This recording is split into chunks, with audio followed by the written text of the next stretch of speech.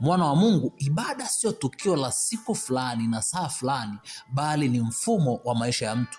Kuabudu sio tukio la siku fulani na saa fulani, bali ni mambo yote anayoyafanya mtu kwenye maisha yake.